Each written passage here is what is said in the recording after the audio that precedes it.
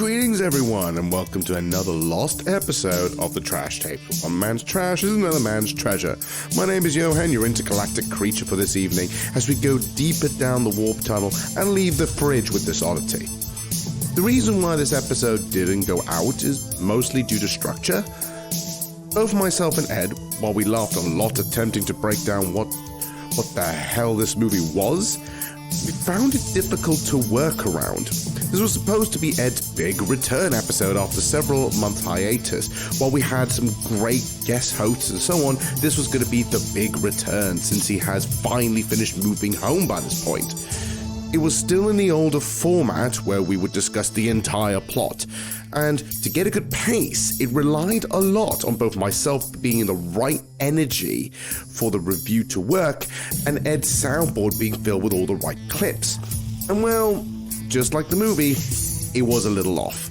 The film itself was far more of a visual affair, and so it didn't lead to a lot of good audio reactions or references, at least at the time of recording. It required a lot more work than I had the time to, and it was here that made me really think about how the show was going to be done in the future. Now that time has passed, and I was able to look back at this project with a fresh take. I was able to edit the episode around with a few new points, clips, and music to finally make it whole. I was able to use techniques from the new format as well as the other show, the Not So Trash Reviews, to finally give it a completion. And I'm glad I did. I'm glad I was able to resurrect this episode, as it's probably one of the weirdest. And so, I will now present to you the very British, very low budget, surrealist sci-fi horror, Extro.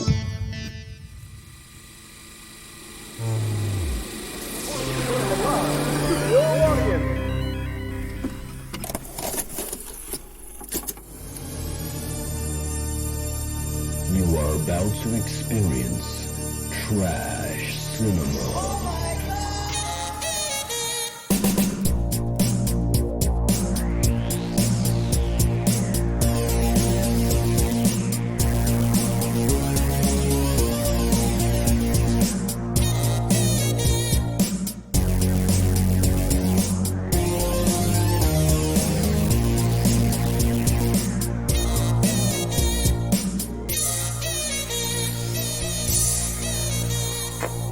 Greetings everyone, and welcome to another episode of the Trash Tapes. One man's trash is another man's treasure. I am your host, Johann and the Afflictor of Pain, and I am actually joined by my usual victim and DJ, Edward Harvey. How are you? I am wonderful. Hey! Nice to see you. Nice! Wonderful. I knew you were going to come back full DJ mode. Thank you for the applause. I hear it in my head constantly. Round of applause. Congratulations, buddy. Oh man, it has been a while, honestly, to the point I've had to cabin some wonderful guest hosts.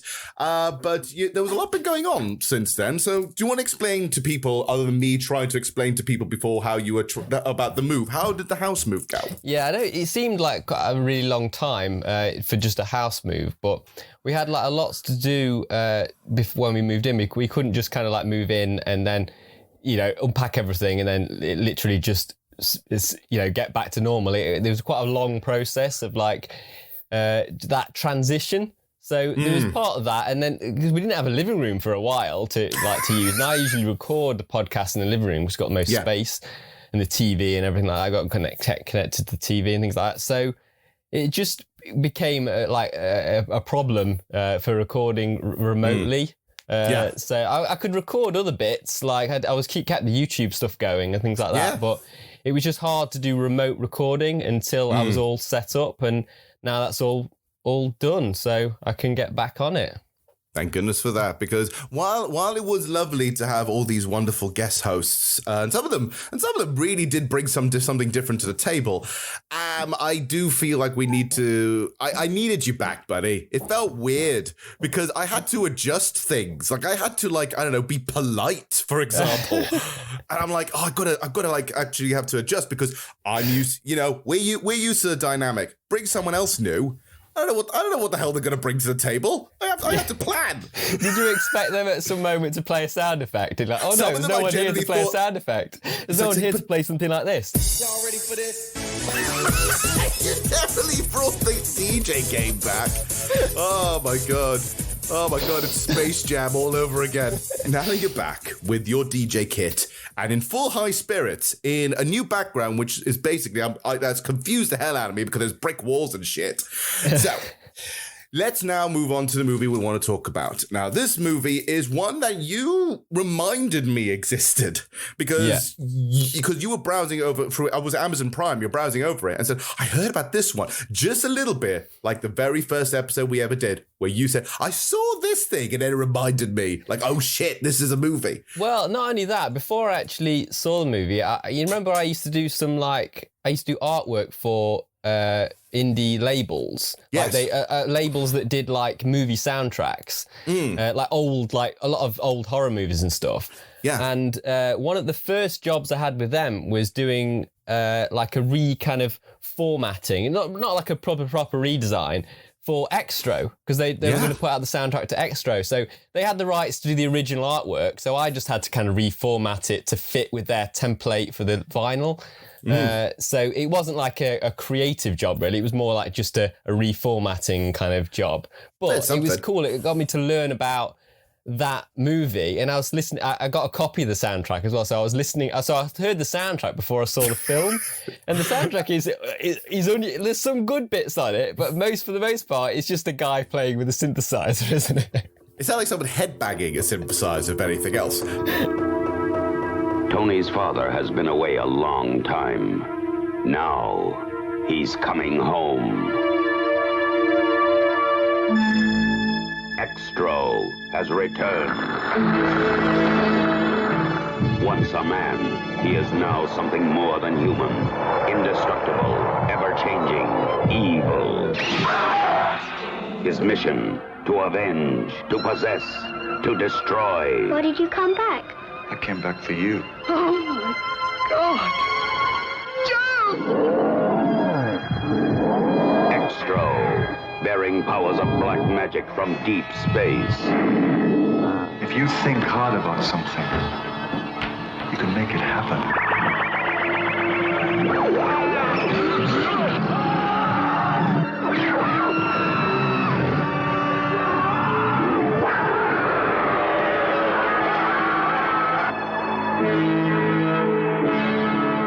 Extro. Some Extra Terrestrials aren't friendly. From New Line Cinema, rated R.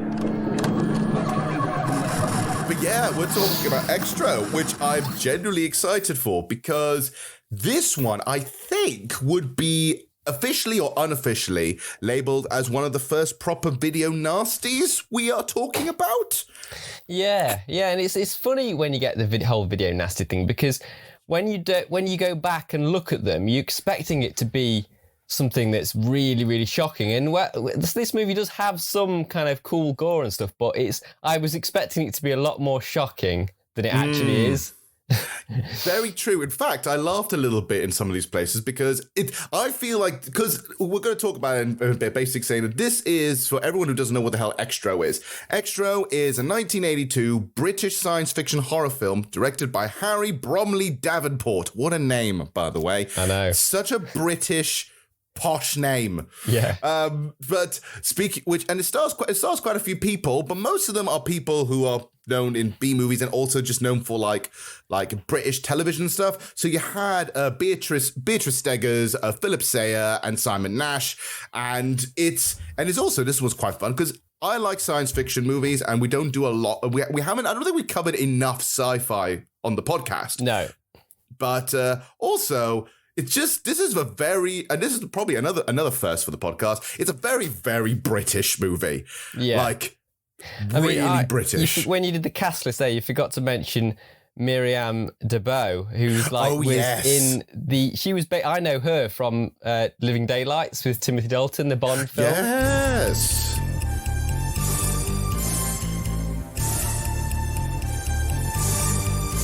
She was the Bond girl in that, and I had a massive crush on her when I saw that movie. I was dead young, but like she was so beautiful, and this movie is so that I was sort of drawn to her because of that. Come to me. But yeah, honestly, this was her first role apparently, which is which, you know, balls deep, I guess. Like, if you're gonna go first role, go big or go home. You know what I mean? Definitely. It's been labelled a video nasty, which it's the first one we've done, which I find quite interesting. I'm surprised we haven't done them yet, but I feel like because some of the video nasties, while they are trashy, some of them are actually quite good, and some of them are not actually as trashy as they're labelled to. But this one, though, yeah, it's a hard one. It's like, I think it's developed a bit of a cult following over the years. It's like it became popular on via Reddit in the recent years, actually, because people kept sharing the GIF where the creature kind of comes out at the side of the road, but that GIF, people were going, "What's that movie? I want to find out what that is." And that was a thing that was via Reddit. So it's generated a little bit of a cult following more lately as well. So definitely, and I think it's because it's for the time, it's a combination of some very creative practical effects and some which are just bad. Like, it is a good mesh of really good visual effects and dog shit. I know, it's crazy. You've got like very, very good like horror kind of gore, which is like it's amazing, and then you've got other stuff that looks like it was done on like Blue Peter, you know, like craft, kind of really like bad craft kind of special effects. Tell me about it. The blood in particular, which reminds me a bit of like Hammer horror stuff, but some of it's just like, oh boy, what are you doing here? And the movie gets weirder and weirder as it goes. So just before we go into the actual thing, as usual, we do a little bit of history. This one's got a bit of a history to it. Did you actually know anything about how this movie was made? No, I just know that the director pretty much did everything. Well, he wrote it, he wrote the script, and he directed it, and he was the guy on the synthesizer tinkering away, wasn't he? So he did the score as well. Yeah, he did a bit of everything. This is definitely a low budget movie. Like, this is a movie that had very little to no money. And because of that, a lot of things were done by favors and people he knew beforehand. This was technically his second film. Before then, he did another movie called Whispers of Fear, another low budget, just movie kind of thing. But the reason why this one got successful is because of two men in particular. Mark Forstetter, who's a producer on this, right? He pretty much had a bit of a sway with it, but also New Line Cinema got involved into this point. Oh, right. Wow. And by that point, it went bonkers because Harry Davenport originally wrote the script with two other people, or with one person called Michelle Perry, who came up with the story, had the basic thing for the script. And then Harry just said, okay, basically, I've seen a couple of interviews with Harry. When he's talking about how he's doing filmmaking stuff, I've never seen someone so, like, blasé about it. It's like, it's a job. Maybe it's just it's not like he's not creative about it, but he's basically, it's a job. I got the job. I got paid the job. Like, it's a gig, not like it was like, this was my artistic vision. It's like, someone gave me a script, I filmed it. God, you think he'd care a bit more about, because it's developed like, you know, a cult following. You'd think he'd sort of want to talk about it more and kind of expand on that rather than, it's just a gig. And I got the job because I started the project with a friend of mine called Michelle Perry, who wrote the original script, which was rewritten 400 times, as you can imagine. But I really owe the setting up of the film to an American expatriate living in London called Mark Forstetter, who, really got me the job, got me the gig, and to Bob Shea of New Line. And between Bob Shea of New Line and Mark Forstetter and his troops, they put the money together, and we created the fabulous work of art, which is today the dreaded Extro. So I went to New York for about 2 months or something. I went out there for a while and worked on the script. Spent most of the time stoned in New Line's offices somewhere horrible near Union Square. They were full of hookers and people, and it was just dreadful. But no, Bob and the people, they were all really on top of it, yeah. No, I felt fine about it, you know.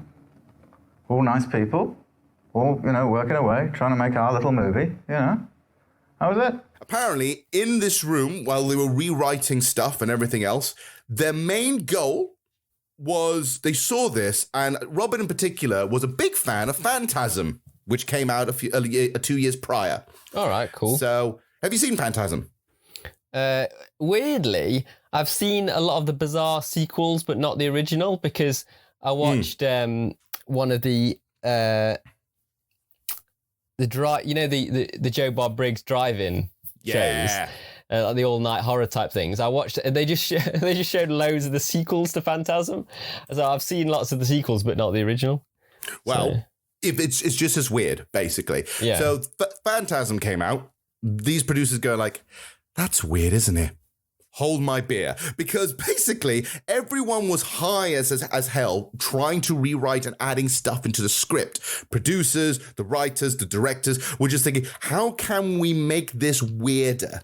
And that was literally the goal of this movie. There was barely any story. The original script, even though the story was intact, everyone involved decided just to say, let's make this weird. And oh boy, did they make this weird. And now that you know that half of them were probably high when they wrote it, makes a bit more sense. Well, fortunately, it kind of can go weird because of like the whole kid having powers and stuff like that. So as soon as you've got something where some people have got powers, you've got a bit of freedom to go weird, haven't you? Like, very, very true. Very, very true. Like, for example, and basically it allowed them to do that because Robert Smith, Ian Cassie, all the other writers, Mark Forstater basically said, while the plot was kept intact from the original script, but all the new writers went off onto weird and wonderful tangents. Yeah, that sums it up. And it feels as if like everyone had a mandate. Like, for example, Robert Shane insisted and said he will not fund the movie unless there's a Black Panther in it. What? That does sound like the behavior of someone who's high. So the Black Panther was his idea. That's one thing. Everyone thought, basically everyone was throwing things like this. And Harry had there's a wonderful set of interviews by Harry talking about Extra because he's generally proud of it. He's proud of his weird piece of schlock. That it was saying like everyone came up with the idea. The idea of having a snake was someone else's idea. The whole thing about the cocoon was someone else's idea. The one about the killer toys, which we will get to, is someone else's idea. Yeah. And it was just a bunch of ideas put into a blender and go, yeah, that is weird, right? Oh, but that's kind of cool. That's like collaborative then, isn't it? So it's kind of it's come together into something quite crazy and kind of cool, actually. You know, I don't want to keep my rating this early, but like, yeah, it's a cool horror movie. It's definitely unique in its scope because of how random it is. But it also shows that if you have too many cooks, you're going to spoil the broth eventually. If there was any actual story, that got lost in all of the weirdness, I guess. Yeah, I mean, but the story's thin anyway, isn't it? So it's all about the effects and the kind of crazy scenes, isn't it? Rather than this story. You don't go for the story in this movie. Hell no. All you're going to know is an alien abduction movie, and that's all you need to know, right?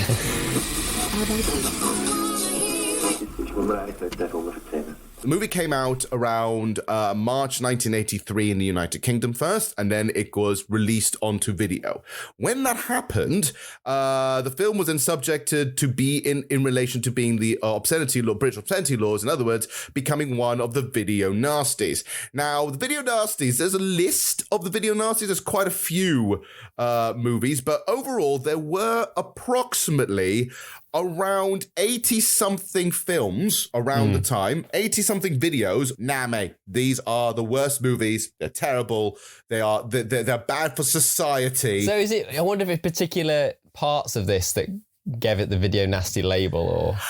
Well, to be frank, I can think of at least 4 sequences where I'm going, yeah, that's weird. But unlike some video nasties, because even when some of the video nasties came out, you know, some of them, obviously they were held behind, but some of them were already edited or told to be censored by the BBFC, right? This one went completely uncut from the get-go.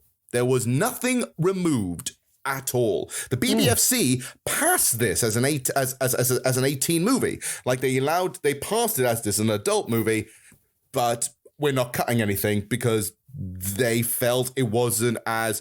I think the reason why they didn't cut much of it because everything's completely unrealistic. Yeah. So was it actually a video nasty, or was it one of those movies where people consider it a video nasty, but actually it wasn't? Because I heard that as well, but I'm not sure if that's true or not.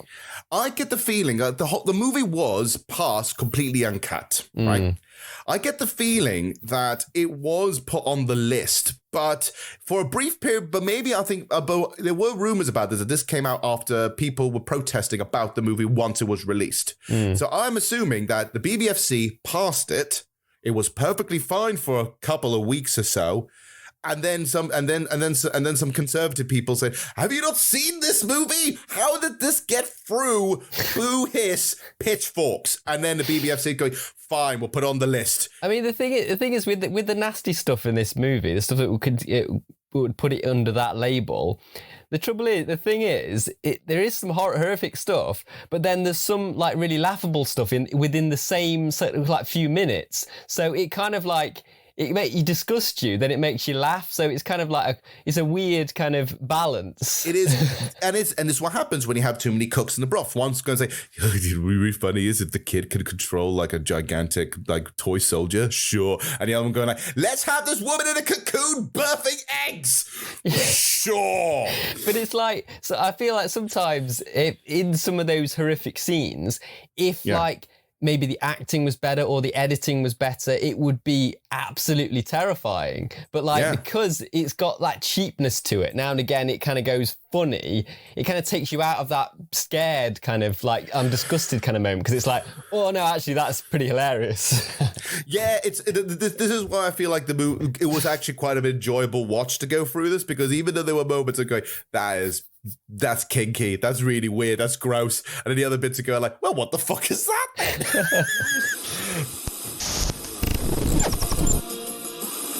Can we talk about how undescribably middle-class British this entire movie is? Yeah, the thing is, though, it kind of had a comfort vibe for me because the mother reminded me of the main woman in Hellraiser. You know, the woman doesn't she? The woman that kills the people in the attic in Hellraiser. I kind of like the fact that that's your comfort. Yeah, well, it's kind of it's because I really love Hellraiser, and that's a comfort horror movie for me. So she reminded me a lot of that type of actress. She does, and as well as like just the whole aesthetic of the movie has that kind of. I can't describe it. What I mean by middle class British is that Rachel looks like she's wearing everything that something like Princess Diana was wearing, for example, right? Everything she wore, all the women look like she's wearing the same jumper trouser combo that Princess Diana was wearing. Big hair, you name it. Some of the shots even remind me of like a New Romantics music video. Yeah. It feels really middle-class 80s. And it's weird that if you were not British or weren't around that, it's a very weird aesthetic that some people from outside of Britain, I don't think will entirely get. Yeah. And I guess after that, you're introduced to the other characters, aren't you? So like the mother is in a new relationship with this American chap, Joe. Who's always a bit sarcastic, isn't he? Like all the time. But he is quite a likable character in a weird way. And he's likable. He's likable for the first half because he's basically saying, "Hey, you know, he's just trying to get along with the kid." But the kid, for 3 years, basically saying, "Oh, daddy's into this, daddy's into that," and it's just like saying, "You're not even giving Joe a chance here," you know. And so he's likable to a point. The au pair, don't you? Yeah, played by Annalise Merriam Debeau, who I mentioned earlier. Yeah, and she's a bit half-assed with her kind of like job, isn't she? Very much so. She's basically the live-in nanny, right? Yeah. But having the live-in nanny, right, it sounds like she barely cares. Like she said going, "Oh, do not worry, the boy is old enough to figure it out himself. You need to let him figure it out himself." It's like, are you just there for a free bed? You know, she's basically there to look pretty much, right? So yeah, that was basically it. After that launch, it became a cult hit. It did a little while because it was underground. He barely made any movies and stuff. He couldn't make anything out of it because it was under the Video Nasty label. Although it also gave him a little bit of like, hey, you know, he made a Video Nasty. How great is that? About maybe 9 years later, he made sequels. There were sequels to this. So, interesting about that though is that Harry did not own the right to the story or any of the characters. So he couldn't bring any of the characters or even the look of the original Alien back, right? He did own the right to the name Extro. Yeah. So he owned the name Extro. So he still owns the right to the name Extro. If you use that, you have to go by Harry's, Mr. Davenport's office, right? So he made Extro 2, Extro 3, and there's rumor of Extro 4 in the works. Wow. I know that Extra 2 is like a bit like Aliens, apparently. It's kind of going more of the actiony kind of like spacey kind of thing. But I don't know. I've not seen it. But. Yeah, well, yeah, you're actually generally correct about that. But also, Extro 2 also stars an alumni of the podcast. It stars Jan Michael Vincent. All right, cool. in a role after Airwolf, where things were going very well for him. So yeah, maybe at some point, maybe as a video, or maybe as some kind of thing, we will sit through the rest of the extras and see if they work. Well, I've heard that they're usually like with sequels like this to films like that aren't particularly amazing to begin with, they go even worse. But apparently the sequels to Extro are kind of like okay. They're like on par almost with the first one. So it's kind of like, it's enjoyable apparently to watch the other two. So it's just as cheap, basically. Yeah. I think the idea is that it's just as cheap, it's just as sleazy, it's just as trying to be as weird as possible. But it's also just as funny bad, I guess, because, you know, it's got bloody... You know, it's still Aliens, and it's got, and the second one's got Jan Michael Vincent. I know. So, I'm drawn to it now. I didn't know he was in it. Oh, he's in it. And apparently, according to the director... Does he get his cello out? Oh, I wish. But apparently, he came on set on the day, not reading a single bit of the script. He didn't even know what he was doing there. Wow. So the director, Harry Davenport, had to read the lines to him minutes before he got on. So he actually had no idea what the movie was, and he didn't know what anything was happening throughout the entire movie, which to me sounds... I'm even more curious now. I know, right? Then we might have to do a follow-up, I think. I think this is definitely what we're going to have to do a follow-up. So, the plot of Extro is very, very simple. So, basically, it is an alien abduction movie. An alien creature abducts basically a father. He disappears. His name is Sam. He disappears for 3 years. And in those 3 years, he suddenly returns. But he doesn't entirely return in the same way he is. He is clearly some kind of extraterrestrial who ends up being rebirthed as Sam and tries to reconnect with his wife and son, who clearly are still confused as to what's happening. And then weird stuff happens. Yeah. So and that's literally the plot. We basically get like a cool title sequence at the beginning with... I know that we were making fun of the synth earlier, but listen to this. This is the theme. Yeah. And the theme is really cool, I think. I like it. It's got a really good vibe. It's the only good bit of music in the film, I think, the theme. It's got a very kind of memorable kind of little sort of riff. You know? Yeah, and the riff sounds like one of those synthesized, flutes, doesn't it? Yeah. And basically, yeah, like you said, it starts like there's the boy and the father and son are playing with the dog in the garden, aren't they?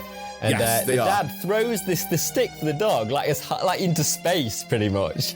And as it goes into the sky, you see a flash, don't you? Like almost like the stick has gone into like a spaceship or something. Someone needs to explain that. So basically, yeah, you threw the stick up as if it was like 2001: A Space Odyssey. It freezes and then it explodes into light. And then you get a kind of cool but unknowing sequence where Sam, the dad, is running around going, "Step away, son!" And then Tony, oh, okay, poor Simon Nash, aka Tony. His accent is all over the shop here, and I kind of love it. He's like a typical Cockney child, isn't he? He's got a very London kind of accent. I've got a clip of him. Let's listen to him immediately, because basically I can kind of move forward a little bit, because that opening was a dream sequence. So the boy wakes up very sweaty, like he's been in a bath. Like, kids don't sweat that much. It's like a sauna in that bedroom. Daddy?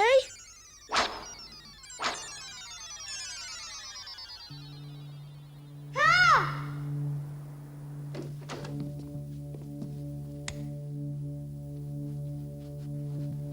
Tony, what's happened? Did you have a bad dream? Tell me about it. Daddy was looking at me. Darling, it was only a dream. Come on. But he was taken away.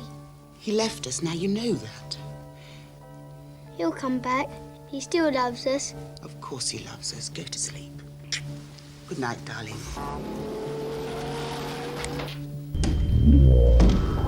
There's a couple on travelling somewhere, like they're going to the theatre or something, aren't they? And you get this, they see this creature kind of come out the side of the road, and they nearly have a crash. Yes. And the interesting about the creature is, like, it was played by a mime, wasn't it? That could walk on his back. So he's basically walking on, like, doing the crab kind of walk, but they've put the head on his back. So it kind of looks like his body is kind of inverted. And that's a really cool thing. It makes the creature look really scary. It looks cool, although the one thing that makes it look very cheap is that the mask they use for the face just looks like something you would buy at a Halloween shop. But it was interesting to have that look. Apparently, the Chris Hobbs, who was a sketch artist who helped design the visual effects for the visual concept for the whole production, originally wanted the alien to be a faceless rubber-suited creature. So we're talking very different. It was changed from a man standing with no face, which, to this arms, grounded arms and legs creature played by a mime, which, cool. It's definitely a striking image. It looks more like an animal than a person, basically, which is what it's trying to be. But I can't get over how weird the rubber mask looks. The teeth are open and they look really fake, but it's a cool look. It's definitely cool. So this couple almost crash, and he goes out to investigate. They always do this in movies. Like, you just kind of, if you weren't quite sure what was going on, you just kind of go, well, it doesn't seem like anyone's hurt. I'll just kind of go on and drive on. But he stops the car and he goes to look into the bushes, and this creature attacks the guy. So then it's like something like comes out his mouth, doesn't it, when it attacks people? It's kind of like whip tongue, isn't it? Yeah, something like that. And then so the woman is kind of shouting to him, like, where are you? What are you doing? So she goes to investigate. Well, she's about to get out, and then she realises that the alien's right there at the car and kills her as well.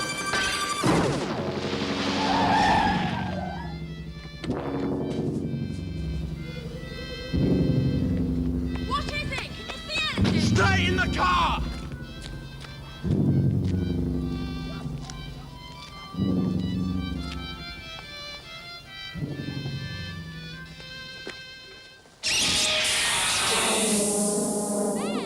We continue our midnight concert with Sviatoslav Ashkenazy's interpretation of Debussy's 29th Prelude.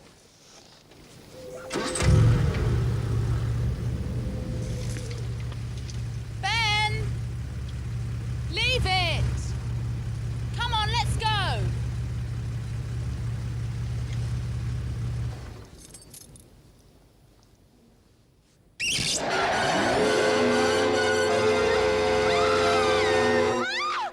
So then you get this, it cuts to this scene near this cottage, doesn't it, nearby? we have to establish again, extrapping how very middle class these people are. They have a cottage, they have a summer home kind of situation. Well, they own it, but then they now moved into a flat after 3 years. But this cottage is still there.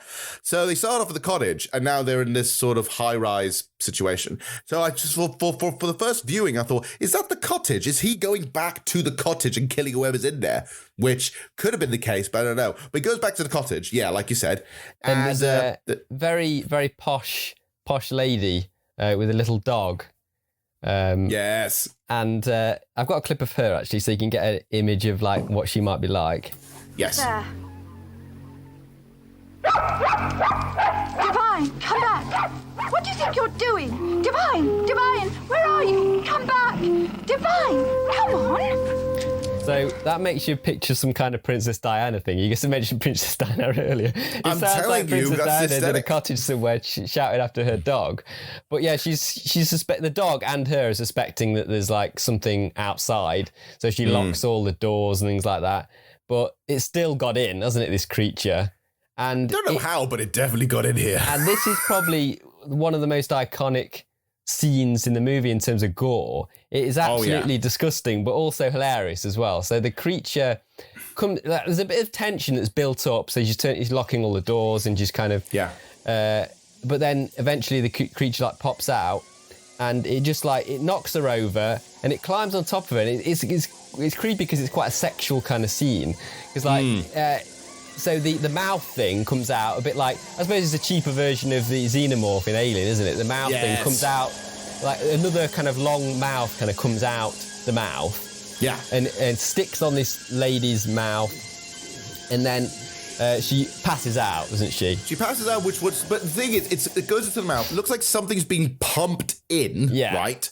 And then she wakes up and she's going, oh, it's fine. She's walking around a little bloody and very confused. She goes into the kitchen, gets a glass of water.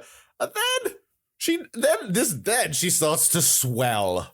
Yeah, and what's funny is because it's like it is gross, but the transition of her all of a sudden just kind of being a bit bloody to absolutely looking like a balloon at one moment is quite quick, isn't it? So she's grabbing her stomach all of a sudden. She has the glass of water, like you said, and she's grabbing her stomach, and all of a sudden she kind of just collapses. And the next shot, you just see her lying on the ground and her stomach is just inflated to like a big balloon. And it's like in Charlie and the Chocolate Factory, basically. Don't eat the blueberries. It's just gone full blueberry. You're blowing up. I feel funny. I'm not surprised. What's happening? You're blowing up like a balloon. Like a blueberry. Somebody do something. Call a doctor. Stick her with a pin. She'll pop. It happens every time. They all become blueberries. You really done it this time, haven't you, Wonka? I'll break you for this. I know. This is where we're going back to like some Hellraiser type gore. This is great because she then basically births a fully grown man. Yes, she births Sam. Sam comes out of her? Yeah. Like, and it's gross. Like, you can see her just popping the head from... I will admit, it was gross, but I also laughed a little bit because, one, he's covered in gore, like, literally covered, like, in this woman's intestines. But it also made me laugh because when I first saw that, my head wasn't going like, oh, that's disgusting. It reminded me of Ace Ventura: Pet Detective, the second one, where he's coming out of the rhino. It made me instantly think that, and it just shows, right? Oh my goodness! He has to take all his clothes off, doesn't he? Because he gets too hot in there. So good. It totally reminded me of Jim Carrey coming out of a rhino, and it's so good. It is a really iconic scene. It is gross. I wasn't expecting it to happen that way. And Sam, he bites the umbilical cord, doesn't he? Like rips the umbilical cord. Yeah, it's a proper literal rebirthing. And then the image that actually struck me out of that is afterwards we've got Alien Sam standing by the sink with a shower, completely covered in blood, just with the shower head over him, trying to clean off all of this woman's blood. Like, all of it.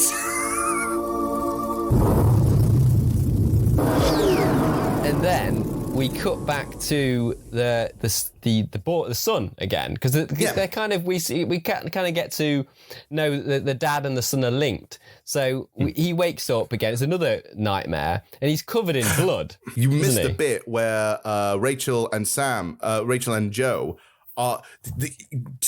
Tony walks in on him bonking. Oh yeah, and it's really such an awkward sequence. How could I miss that? Yeah, it's like bonking goes like, Tony's like, and the thing is, you can see Tony looking at them going, I know what you were doing. Yeah. And then takes him to bed. And then, like you said, completely covered in blood, randomly. Like, completely covered in blood. And I've got a clip of the mum's reaction to the son. Tony, is it Tony? Yeah. Tony, yeah. Oh, my God. Oh, Joe! Don't be frightened, Mum. Where does it hurt? I won't be cross. Don't worry, Mum. Joe! What's the matter? Call a doctor.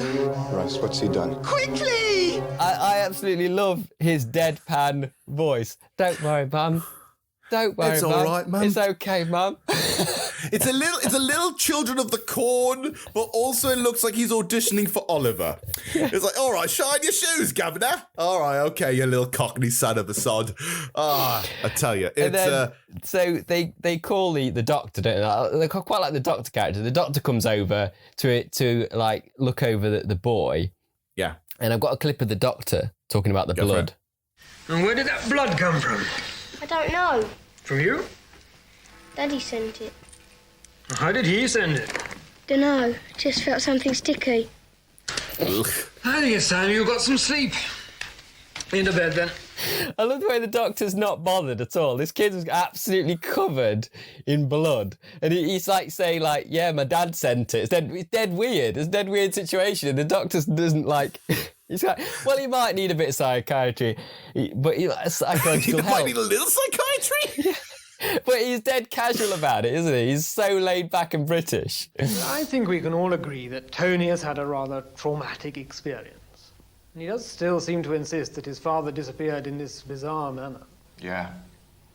He won't accept that his father ran out on him, so he has him disappear in a flash of light. Psychology 101. Mrs. Phillips, may I suggest that Tony might benefit from some professional help in this area? Oh, listen to me. Psychologist. Tony simply misses his father. He doesn't need thousands of expensive psychiatrists, only little time and care. Hold on, Annalise. Just let him finish. Well, it's just a suggestion. This also demonstrates a little bit about Joe, the photographer, new boyfriend of Rachel, who constantly does not like the idea that, you know, how they're still not over it. Like how he's still not over it after 3 years. Dad ran away, basically. Daddy ran away.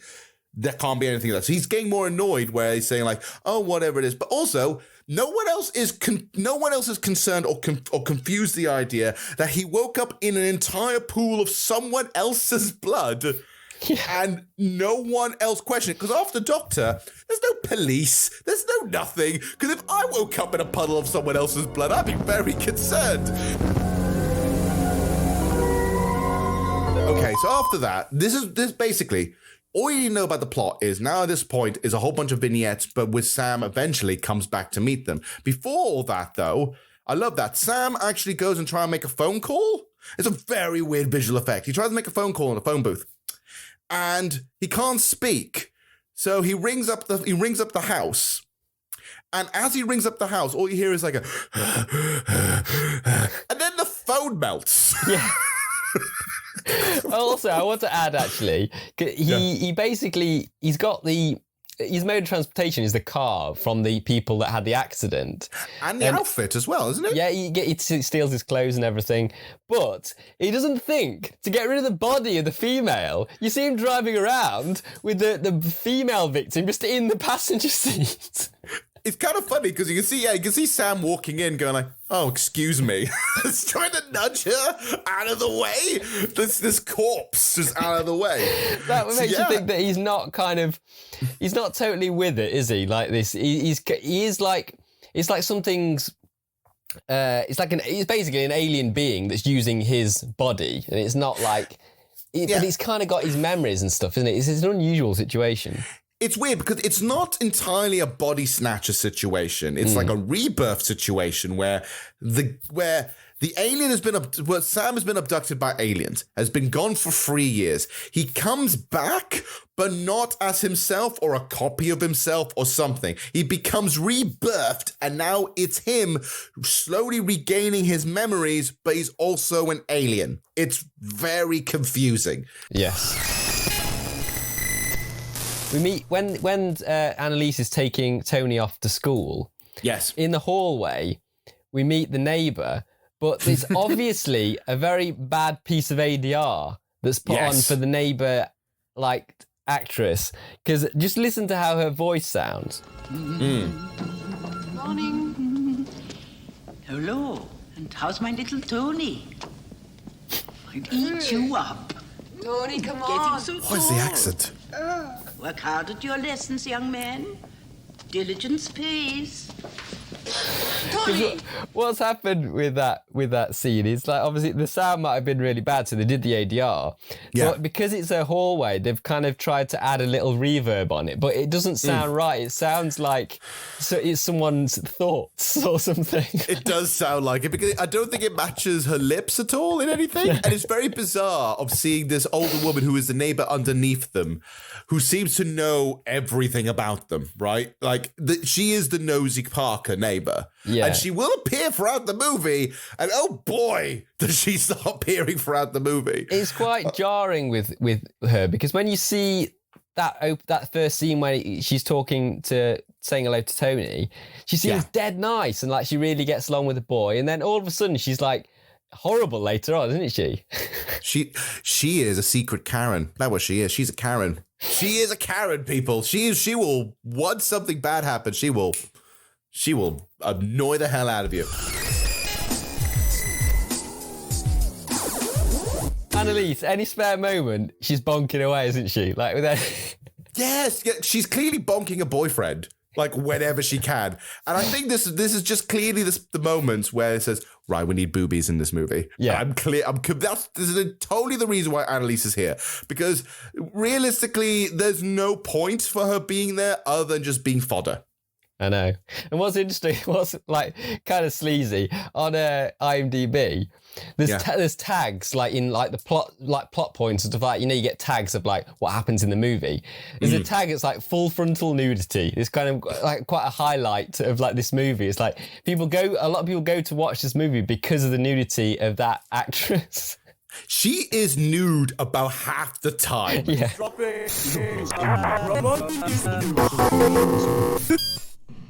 Let's talk about Joe's, like, studio thing. Yeah, can do, yeah. Because he's a photographer, isn't he?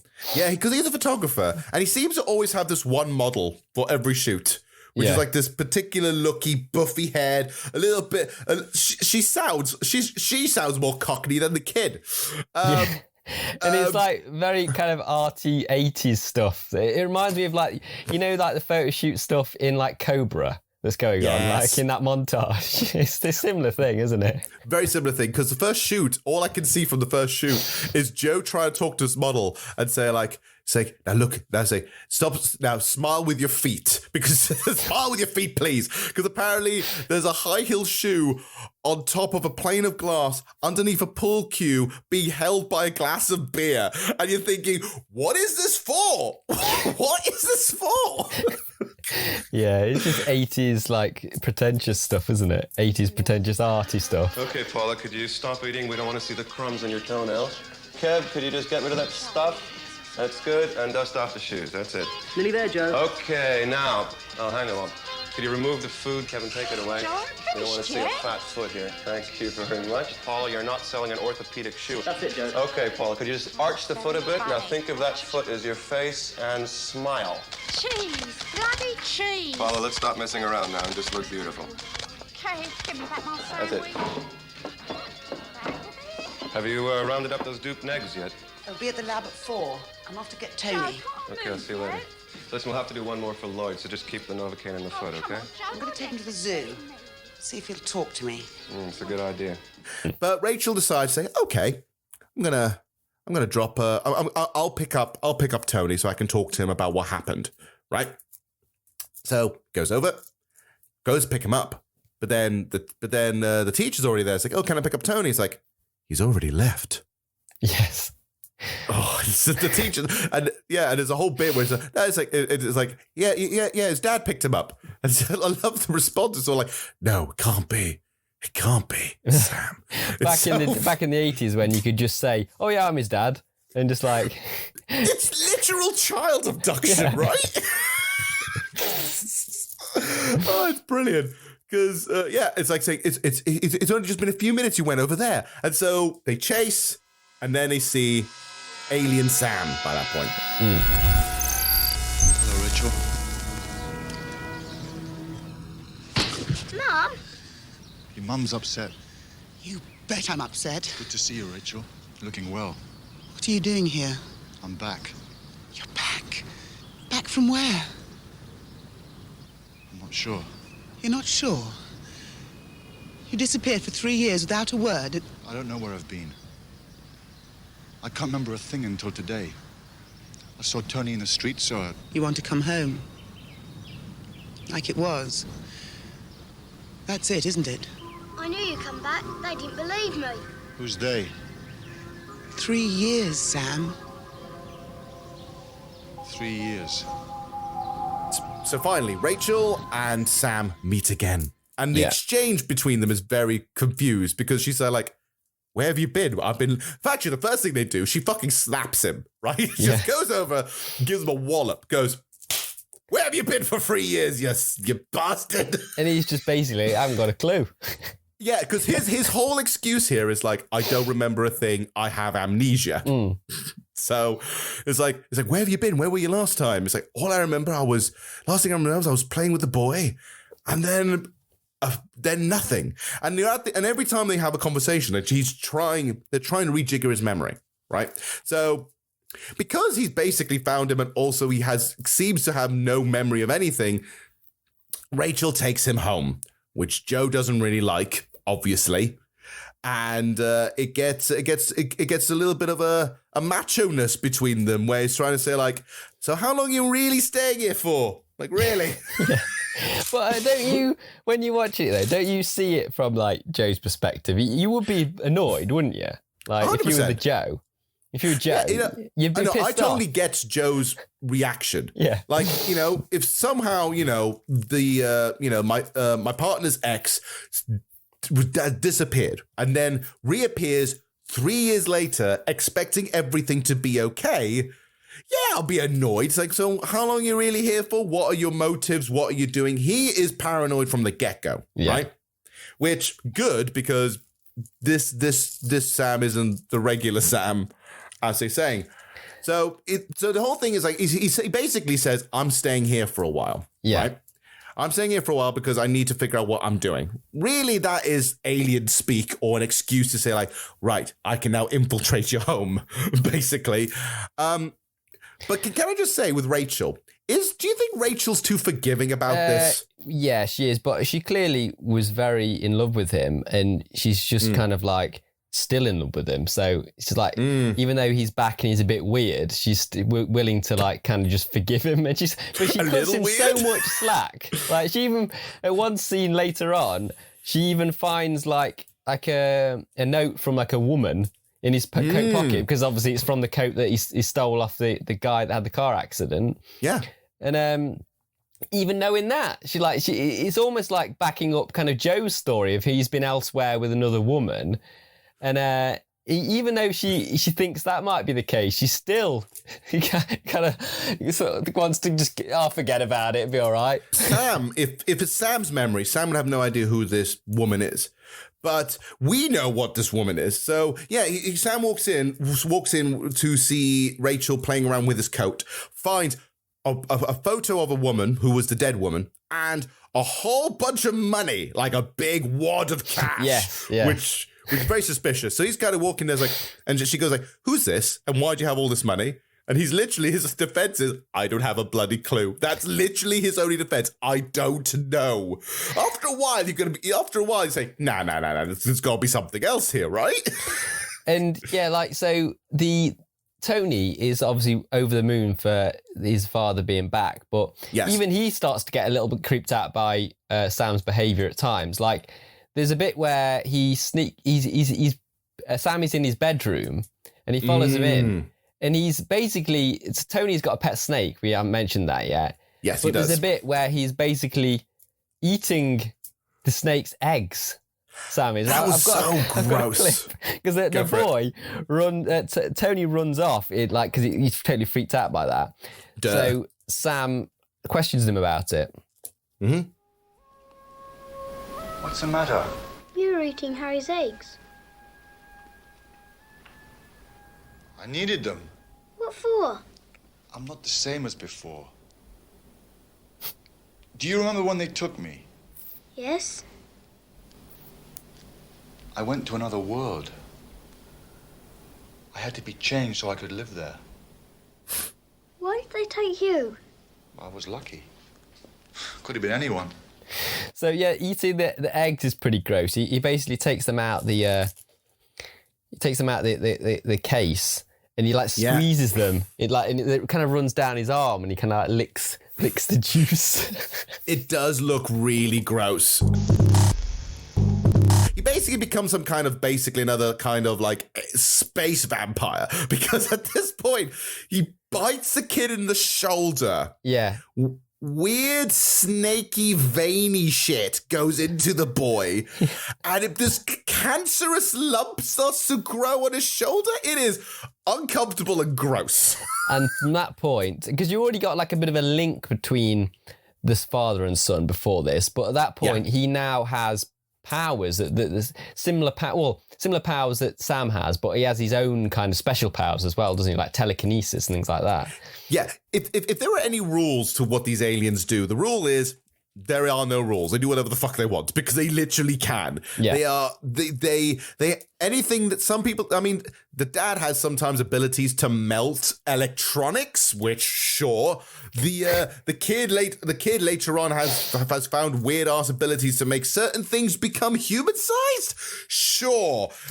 Cocoons, sure. There's no logic into what these aliens can do. They just do. Yeah, do whatever they want. I mean, Tony's powers are almost limitless because he can literally just invent anything. He can make anything come alive, can't he? Like his toys and stuff like that. Because this is the thing. At the first point, he tries that. At one point, he's on his bunk bed. He's looking at the spinning top, and he's making it spin entirely on his own, which in of itself is actually quite creepy. It's quite a creepy scene of him just staring at it. And he's making it spin, but then you can see how he's not able to stop it. So he throws a book at it to go, stop it, you. And stop spinning. Isn't that bit intercut with this clip I've got here? Because there's a clip of like where they're talking about how long Sam will be staying, and it erupts into an argument, and it's intercut with him spinning the spinning top, and it kind of, as it's like getting more aggressive. I think that's the clip I've got here. Yeah, that's it. It's adding more tension to it. How long will you be here? Well, it's not up to me. Not long. Not up to you either. Please. As a matter of fact, it is up to me. Joe? Because Rachel's divorcing you. Joe, not now. But why not now? Everyone's here. Right. So I have a little announcement I'd like to make. Rachel and I are going to get married. Oh, great. Thank you. I'm so happy for you. Sam! Crazy maniac. You're out of your fucking mind! And that sort of sound you hear at the end there was basically the boy just spinning the top with his mind, wasn't it? And it's kind of a good intercutting scene. Like, it's good to build the tension up because, look, we already knew that everything was bubbling on the surface. Joe doesn't like the fact that Sam is in her life now suddenly, right? Doesn't like it at all. Rachel, way too forgiving. Like, way too forgiving. And Annalise is just Annalise, really. Yeah. She has no opinion. She's just going, oh, this is wonderful. Doesn't matter as long as I get paid and I can bang my boyfriend. And why is she in the family meeting? I'm sorry. It's like, I know she's like she lives there, but she's there to look after the boy. She's not part of the family, really, I don't think. So she's dead interfering in their family's business. And she's like dead sarcastic, almost like she deliberately wants to kind of erupt it and make it like more argumentative, the situation.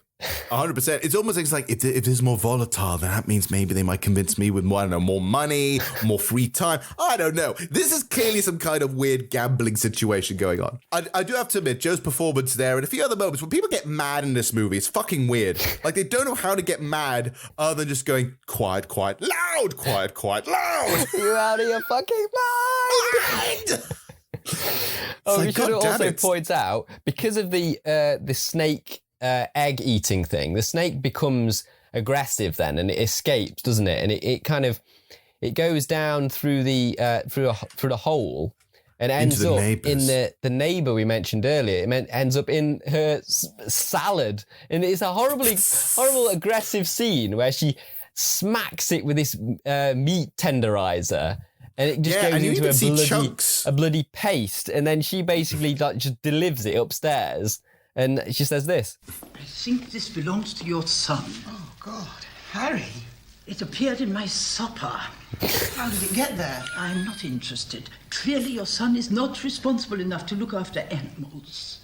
Anyway, it's ridiculous keeping a snake as a pet. So we've got with her, we don't get much more than that, really, to be honest. We get, in terms of her, there's a little bit more of her character, but we've seen her, when we're introduced to her, she seems like really lovely, like, to Tony, and then all of a sudden, the whole snake thing. I mean, to be fair, it did end up in a food. In her salad. It literally ended up in her salad. But she is so aggressive at that point. Completely turned. It is a little too far. Like, the fact, also here's the thing, the fact that the kid, she clearly knew it was Harry, right? Basically, it knew it was Tony's snake, right? Yeah. She could have found a way to try and capture it and bring it back up, but the first thing she does is crunch it to bits, which, once that happens, it leads to a bit of a revenge plot with this one. I know, I think it's like her transition in being sort of nasty. I think it's literally just a plot device, isn't it? To make the kid hate her and kill her off in an interesting way. Like, just to throw in some kind of cool stuff that the whole filmmakers had in mind. Okay, so let's get to this bit, because now this is the point where things get weird dumb, right? So everyone, actually, this is the point. At this point, because there was a bit of an awkward family dynamic, everyone kind of splits off into 3 different places, right? So Joe ends up going back to the studio, right? Yeah. Rachel and Sam go back to the cottage, thinking that might be a way that he can rejigger his memory, right? He might think like, oh, if we go back to the cottage, maybe we can spark up his memory, for example, right? Yeah. And so this then leaves with Tony and Annalise on their own in the house, where obviously then Annalise brings like her boyfriend round, who in first sight, I'm not sure it was you, for me, looked a little bit like Ringo Starr to me. Got a bit of a Ringo Starr look to him. Yeah. He's a very blokey bloke as well, isn't he? Yeah, it's a big blokey bloke. Proper bloke. So, yeah. And with each one, everything's intercut between the 3 different places, right? So Joe's doing his work, but he's getting more concerned by stuff. Rachel is trying to spark the memory with Sam. And then you got Annalise and Tony. Now, Annalise and Tony's one's where it gets really fucking weird. So... Yeah. Okay. And some of the best parts of the movie in terms of memorable stuff are in these sort of sections, aren't they, of the movie? Yeah. All the most memorable bits are in this sequence where Tony, realizing, because his dad went up to him and says, you have magical powers like I do, but you need to harness them. You need to train them, like he's a Jedi or something. So he goes, and then, so what he does is he looks at his toy collection and brings the toys back to life with the toy soldier, which is very fucking creepy, and the weird juggling clown. Yeah, that's one of those, like, he's got like a wooden kind of toy that kind of rocks back and forth that looks like a clown. And so that transforms into like a small person, doesn't it? Like, he's just very, very creepy. But also... Yeah, it's an action man, isn't it? The soldier guy. So you imagine like the whole traditional action man with like the felt hair and like kind of the plasticky kind of skin, and you basically get like a fully like a 6 foot man, action man, that just appears as like a revenge kind of like thing to kill off the neighbour. Like, just knocking at the door. It becomes like some kind of weird slasher movie at this point, like hunting her down. And it's really weird because you don't see him at first. You know he's grown, but then you don't see him fully because he's in shadow. But then it's kind of funny. The whole sequence is that it goes. They hear a knocking on the door, kind of aggressive knocking. Yeah, at the door. Opens up, and this is hilarious. The first, because she has a latch on. Once she opens up, literally without even peeking, bolt cutters just go in and cut it. Yeah. And then I didn't see the doll at the beginning. This is also a bit that makes me laugh because the action man kicks the door down, and I was thinking like he's human-ish, like you see with the clown. Yeah. What's with the weird plastic head? Well, he's basically just it's different to the clown. I think it's inconsistent, to be honest. It's like the whole movie's inconsistent. It's like, they thought, well, let's actually make this guy a fully sized action man that's kind of creepy, and it is creepy. But like, I know what you mean. It's like you'd think that if they were going to make him, he'd just look like a normal real soldier, wouldn't he? Like, But no, for some reason they make him actually like an action man and move like almost robotic doll-like as well. He kind of moves. I don't know why they add like robot sounds as he moves, because he's not actually mechanical like a robot. An action man isn't, but they add like a weird kind of mechanical robot noise as he moves and walks around, and he's like jerky. And he basically like hunts the neighbor down and stabs her with his musket on his gun. Several times. But what's interesting, I thought, what was weird, she hides underneath the sofa, but there's a bit, in her panic situation, she still fancies a bit of those chocolates, doesn't she? Remember those chocolates on the floor? Yeah. So she kind of like, her hand goes, oh, I know, I'm still hungry though, even though I'm being terrorised by a weird killer, I'll have one of those chocolates. And that's what he spots. He sees her hand come out to grab the chocolates, so he just stabs her through the sofa. This woman has her priorities completely out of whack. But admittedly, it does come with a very interesting visual where she... he gets stabbed. She gets stabbed several times through the sofa, but then you see all these chocolate bonbons being covered slowly but surely with blood. Like, this is what I mean. Like, this movie has some really interesting visuals, but then you're also looking at, okay, so we've got a plastic-headed action man stabbing an old lady through a sofa. Yeah. What is this? Yeah, it just seems really odd. It's like they obviously wanted that shot of the blood going over the chocolates, but how can we get that to work? Well, we'll make a little bit hungry, so a hand kind of goes out over these to get these chocolates. That now just making me think, like, if anyone's ever in a crisis or panicking, do people get hungry or peckish when they're in a crisis? It's like, oh no, serial killer coming after me. I wonder, where are my crisps? If anything, she'd be the opposite. She'd be feeling sick or something, wouldn't she? Like, with nausea, like, she'd be like very afraid, but like... But now she really... Those chocolate bonbons must have been fucking amazing. That's Miss Goodman. She killed Harry. Quick, it's Mum.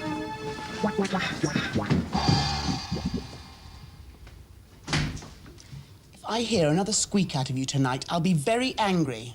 Do you understand? Yes, Mum.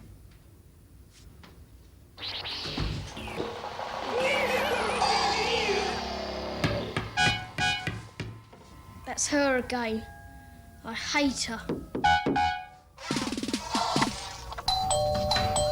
Right, I'm coming.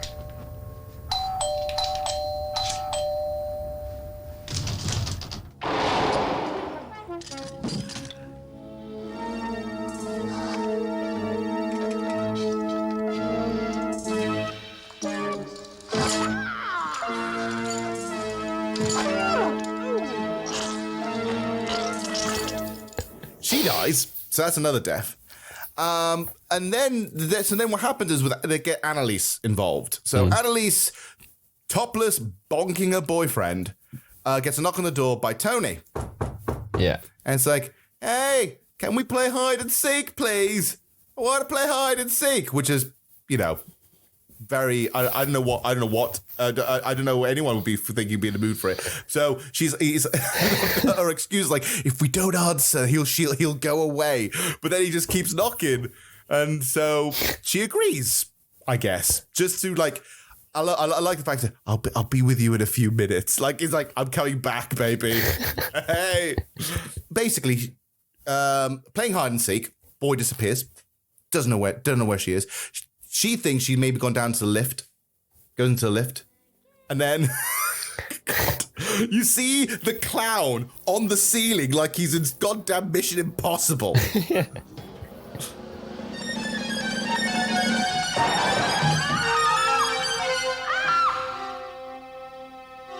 Yeah, it's very like it goes. The movie all of a sudden goes like very trippy and art house, doesn't it? Like all of a sudden, it's like very very arty. Like a lot of the visuals with this in this kind of scene, and when you tell someone that all this stuff, if someone asked you about this movie and you were saying like all this stuff that happens in it, they would think you were like having them on, like not like just kind of being a bit crazy, because there's a lot of stuff in this movie that kind of just appears out of nowhere, like. Yeah, there's a lot of moments I feel like, again, explaining how this film got made was just, oh, look how cool it would be if we had this, or how cool it would be if we had that, which, like you mentioned before, great creative collaboration. Doesn't make a good movie though, because this clown bit's fucking weird. She gets pounced by the clown, gets knocked out by the clown. So Tony, this is so weird. Tony is holding like a fucking like horn, being dragging her, and the clown's dragging her body, which is wrapped in rope. And then the clown, who has a flaccid hammer, which is fucking funny. So another random joke, it's like the hammer goes flaccid, and then smacks her in the head anyway. Yeah, and doesn't Tony then, he does the weird thing like his dad does, and he infects Annalise but it's a bit gross because he kind of does it on her like stomach or something, doesn't he? Like he basically just kind of, he sort of bites her and like you get this weird cancerous kind of like pulsating that kind of like goes inside her. But instead of giving her like powers and things like that, like he got, she ends up just being like a vessel. Later on, you find out when the boyfriend tries to find what the fuck's happened. She is in a cocoon in the bathroom, where the cocoon's slowly getting bigger and bigger to lay eggs, right? Fucking weird. But apparently, according to that, according to the director, that scene took almost all day to do, because she actually was in the cocoon. There was not a dummy. She was actually in the cocoon, sitting on a bicycle seat. Apparently at one point it was really awkward because she was wrapped in the cocoon, and at one point it was a lunch break, so she was having her lunch break while wrapped in the cocoon. God. I mean, admittedly, it does look cool. It looks awesome. It does look really good. It is a really cool visual. Just to see later on, just as she's growing bigger and taller, just these eggs just popping out, going. Bleh, but like I was saying earlier about the mishmash of like good and bad special effects, the eggs are like what I was saying earlier about like being like a bad craft project. The eggs look awful, don't they? Like there's got like drawn on, kind of like painted on veins and stuff on them. Like it looks like a water balloon. Yeah. It looks like a water balloon being painted on with veins on and said, "This is an alien egg." Sure. I would love to see a breakdown of the budget of this movie. See where all the money went. Because actually, no, we know where all the money went. We know which parts look really good and which ones look really bad. Yeah, it's pretty clear, yeah. I mean, the weird cancerous like infection thing looks really cool. The cocoon looks really, really cool. Some of the visual effects in here are surprisingly artsy and cool. But then you got eggs and some weird creative decisions in between that makes you think, going, what's happening here? Because right after this, the boyfriend gets chased down by a tank. Yeah. I love this scene actually because I love the way he tries to defend himself. Yeah, he throws like a towel on the tank, doesn't he, thinking that's going to help. But here's the thing as well. He tries for the towel, and the thing is, you'd think maybe they would have had a better take, but they didn't. The towel doesn't cover anything. No. Like, the nozzle is still exposed. Yeah. So it's like, if you're trying to, like, I don't know, block the shot, that was a terrible throwing of this towel, I guess. I guess it's like the kind of the mentality of, like, if you threw something on an animal and so it wouldn't be able to see afterwards, but it seems odd that he does it. Like, it's not a cat. It's like, here, towel, yoink, and just runs off. I love the caretaker. She rings up the apartment building. She rings up the caretaker to go and check on Tony in the apartment, and he's like really, really polite to her, but doesn't like her, and it's obvious at the end of the phone call. Let's have a listen. Go for it.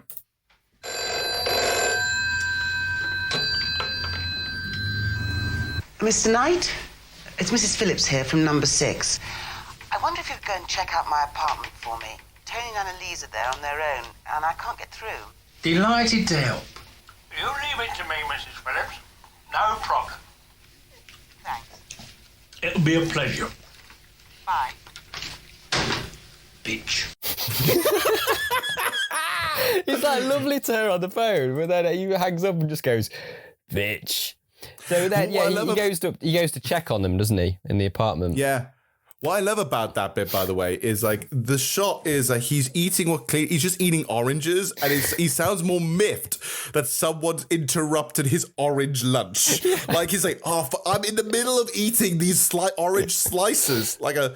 I know, if we give the audience also a visual of this guy, he's a proper old school caretaker with one of those brown jackets on that people used to wear, like in the 80s, like when they were just like a workman, like a caretaker or any kind of like working man, anything, proper working man's outfit, right?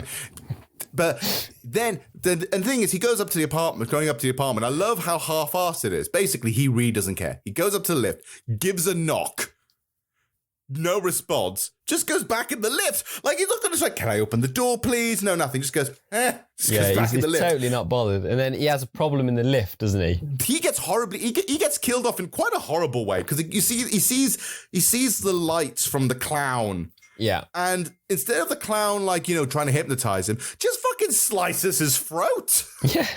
There was no need for him to die, really. There's the kid doesn't really dislike him. He's just adding to the fodder, isn't he? Like, a dish fit for a king. Weight Watchers. Now, while all this is happening, we get Rachel, right? We get Rachel and we get Sam. So they end up going through the cottage. The cottage is already opened, by the way. So, because at one point, Sam has come in at some point and let all the gas in. Oh, well, no, in terms of the gas, he loves just inhaling gas, doesn't he? It's a weird alien thing that he likes. Oh, yeah. Yeah. Okay, another alien trope that nothing's ever explained. No wonder I got confused by it. It's like, why are you doing the gas thing? Yeah, because around about the same sort of time when you know that he's like eating eggs and stuff like that, another weird little thing that he does is near the gas fire, he just gets the gas pipe and just starts inhaling, going like, yeah, lovely. It's so good, so much gas. So I guess weird. He made the whole house filled with gas just because it's a comforting thing for these alien creatures. I don't know. Yeah, I guess so. So during this time, though, they're trying to reconnect, right? Trying to see if he can jig his memory. I mean, at one point they go for a lovely walk. Well, a lovely walk, I'd say it was air quotes, because he finds the bodies. Yeah. The bodies are still there. The man's body is still there, decomposed. These aliens are terrible at, like, cleaning up after themselves. Sam! Someone's been here as well. Sam, what is it? You're shivering. Is it something you remember? You're so cold. I missed you. There is like parallels with, like, I keep mentioning Hellraiser, but he's a bit of like Uncle Frank kind of style now, isn't he, at this point? Because he is kind of starting to deteriorate a little bit and stuff. Like his hair's falling out a little bit and stuff. Yeah, there's little bits where he's hiding very well that he's slowly decomposing throughout the entire time.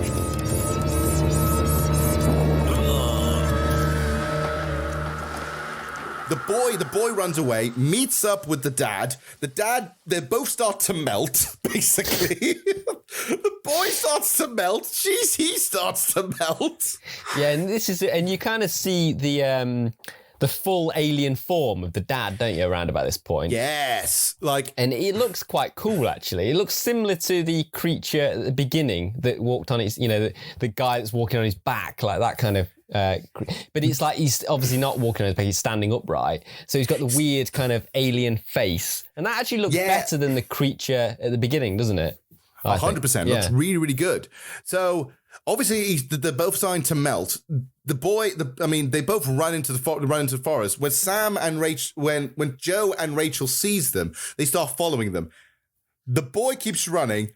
This got me a little bit, and it's like, what a way to go, and also just how randomly quick it is. Again, these aliens have no rules. I don't know what their powers are, because the dad turns around, there's a high-pitched squeal, and Joe's ears just explode. Just a random power, like whatever the plot suit, that whatever works with the plot. Let's just have him have this power at this particular point. That's kind of how it goes. 100%. He's gone. What is that?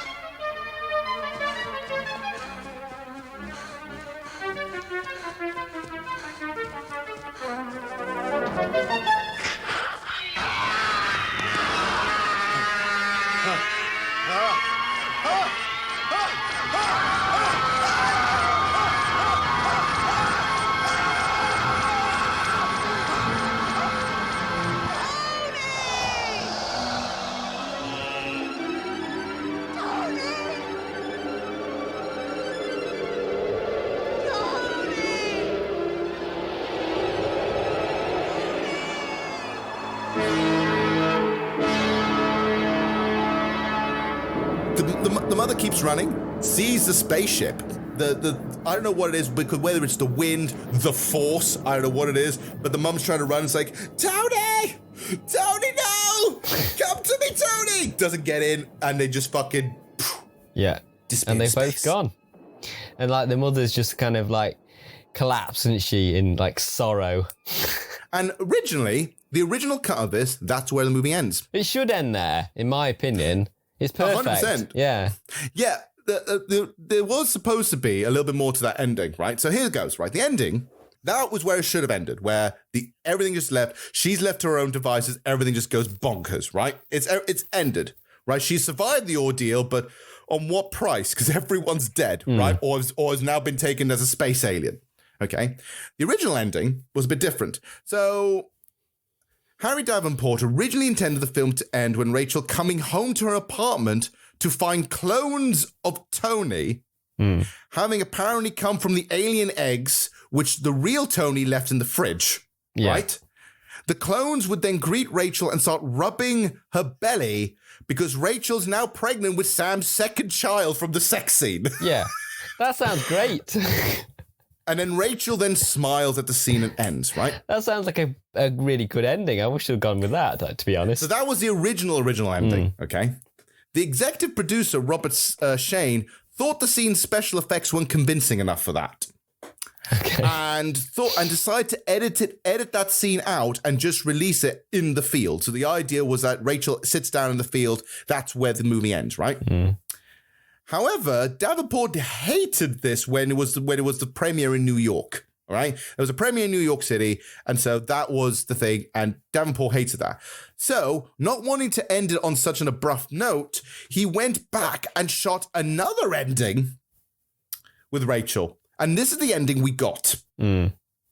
So, the ending makes no fucking sense. No. Like, to me, it makes no sense. More of the trippy stuff, isn't it? So Rachel goes back to the apartment, doesn't she?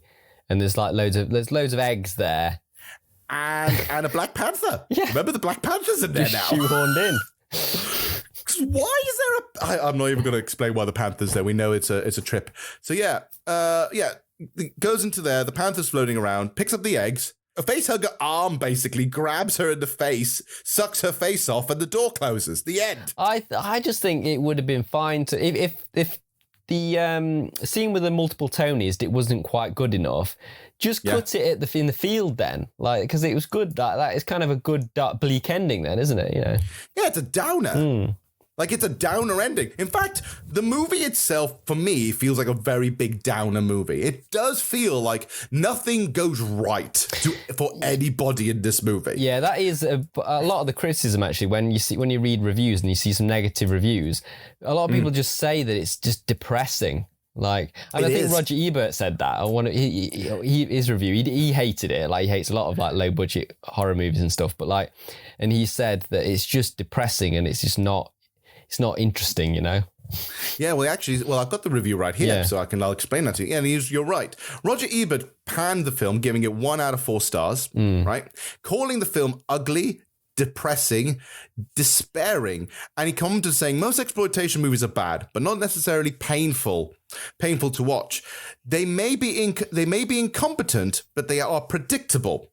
They may be badly acted or awkwardly directed, but at some level the filmmakers are enjoying themselves and at least are trying to entertain the audience. Extro is an exception, a completely depressing, nihilistic film and an exercise in sadness. Yeah. Wow. I mean, it is a downer movie, but there's so much like fun special effects and craziness going on. I don't see it as depressing, to be honest. 100%. Yeah.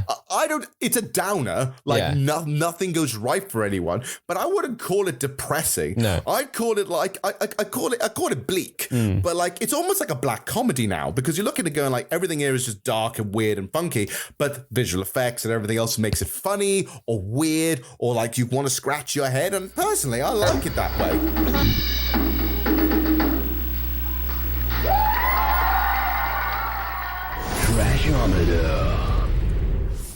Greetings, everyone. So, we're now going to get into the trashometer.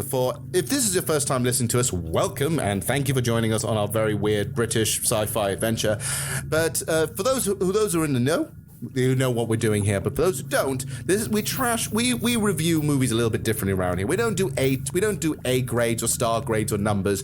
We usually go by something called the trashometer, where we break down the level of enjoyment through how trashy it is. So we start off right at the very, very bottom, which is basically tame. Tame basically means that it is boring. There's nothing interesting about it. Not even really that trashy.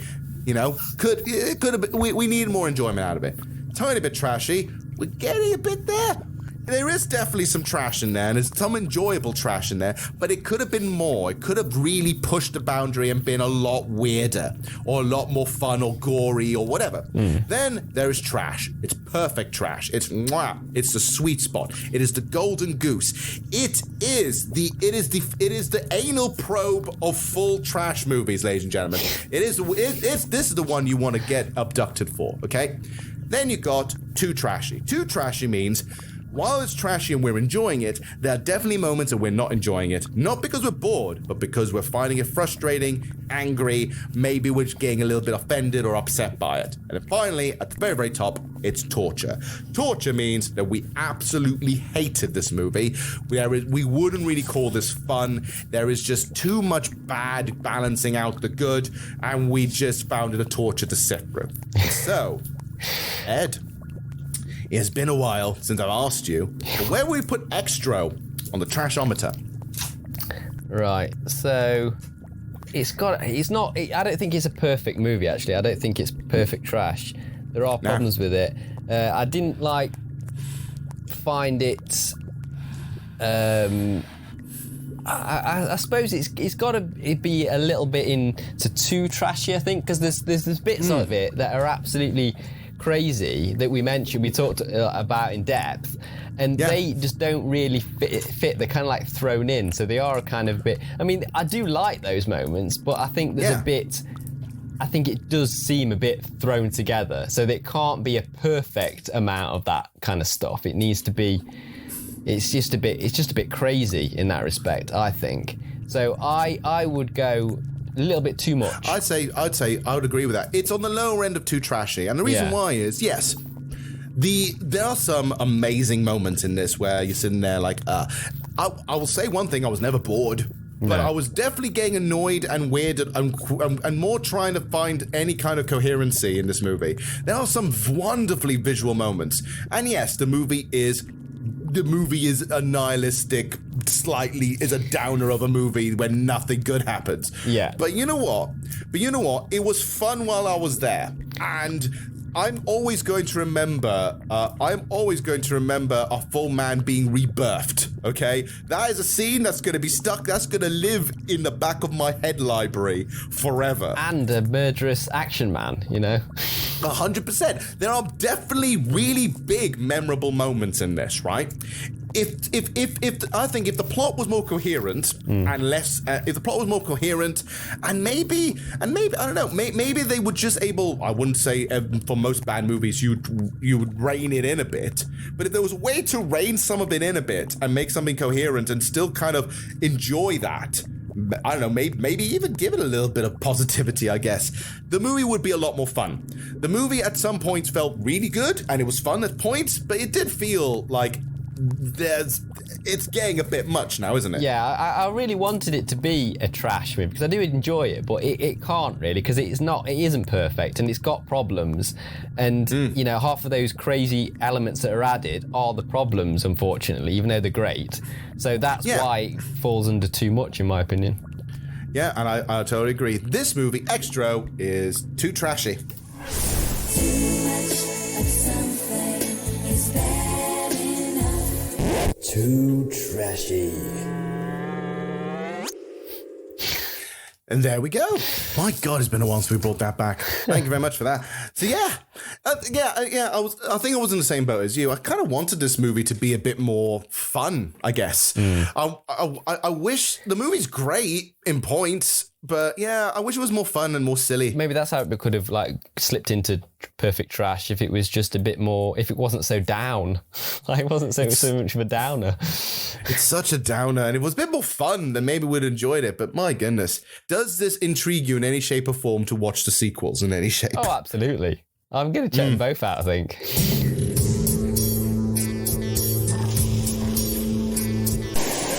And that was the end of the episode. I hope you all enjoyed this Lost episode full of weirdness and more weirdness. Usually this would be the time where Ed and I would be doing our plugins and talk about what's on, but since this was an old episode, I thought I would butt in and talk about our new way you can help the show. The Trash Tapes now has a funding site where you can drop donations to help with the running of the podcast. If you go to www.buymeacoffee.com/the Trash Tapes, you can rent a tape and donate for as little as £3. Or if you want to keep supporting us, you can subscribe to a monthly fee with some special bonuses. So please, check it out. And with that bombshell, I now leave you with this. Keep an eye on your trash. There might be some treasure in there. See you all next time. Adios.